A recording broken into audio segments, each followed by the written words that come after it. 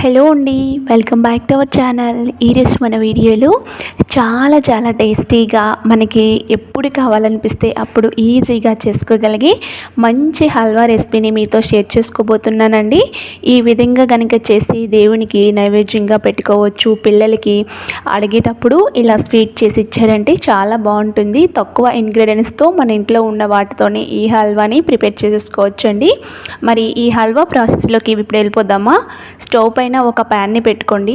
ప్యాన్లోకి ఒక 2 table spoon వరకు నెయ్యిని వేసుకోండి.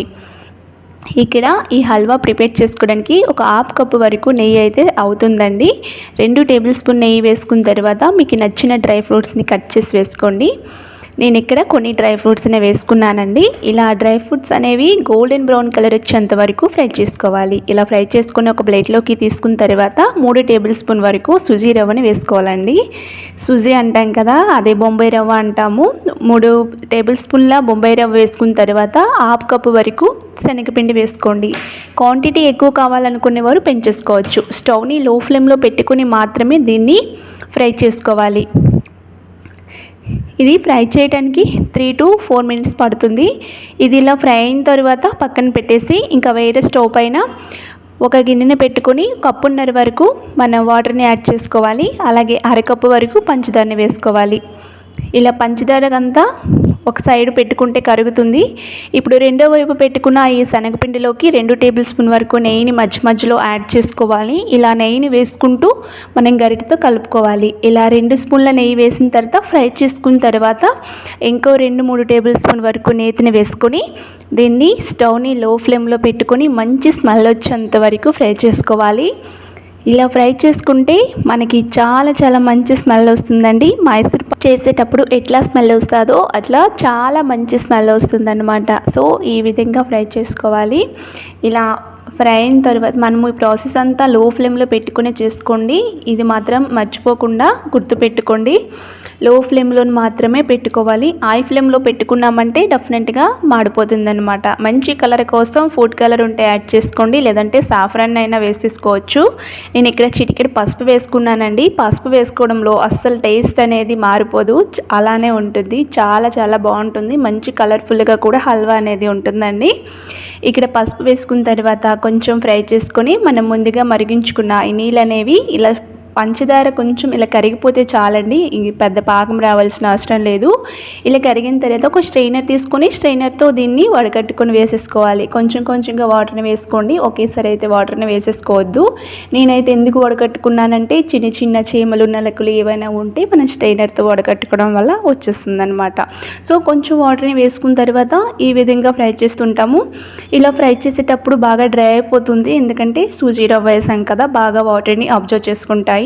సో నెక్స్ట్ వాటర్ కూడా స్ట్రైనర్తో ఈ విధంగా వడకట్టుకొని వేసేసేయండి. మొత్తం వాటర్ని వేసేయండి. వాటర్ వేసుకున్న తర్వాత మనకి సుజీ రవ్వ కూడా బాగా ఉడికి ఇలా మనకి అస్సలు రవ్వ అనేది కనిపించదు, బాగా సాఫ్ట్గా అయిపోతుంది.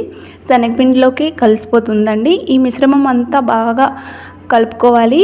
మనకి ఉండలుగా ఏమైనా ఉంటే విస్కర్ ఉంటుంది కదా, విస్కర్తో దీన్ని ఇలా కొంచెం చేస్తే అయిపోతుంది, లేదంటే గరిటెతోనైనా సరే ఈ విధంగా మ్యాష్ చేసుకోవచ్చు. ఇప్పుడు మంచి ఫ్లేవర్ కోసం ఒక 1/2 టేబుల్ స్పూన్ వరకు ఇలాచీ పౌడర్ వేసుకున్నామంటే ఫ్లేవర్ చాలా బాగుంటుంది.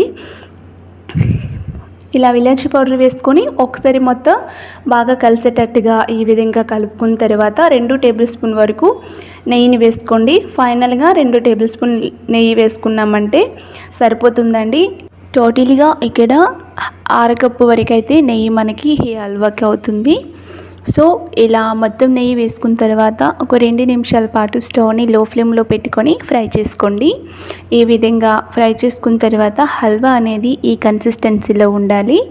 ఇలా ఉండేటప్పుడే మనకి ఈ హల్వా అనేది కొంచెం చల్లగా అయ్యాక కూడా మనకి చాలా బాగుంటుందన్నమాట. గట్టి పడదు, ఇలానే ఉంటుంది. చాలా బాగుంటుంది. సో ఇలా ఉండేటప్పుడే మనం స్టవ్ని ఆఫ్ చేసుకోవాలి. స్టవ్ని ఆఫ్ చేసుకునే ముందు మనం ముందుగా వేయించి పెట్టుకున్న డ్రై ఫ్రూట్స్ని వేసుకోండి.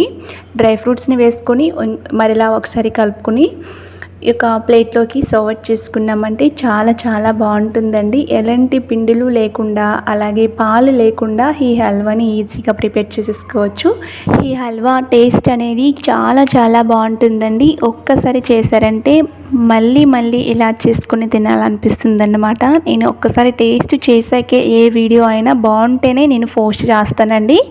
చాలా చాలా బాగుంది. డెఫినెట్గా ట్రై చేయండి.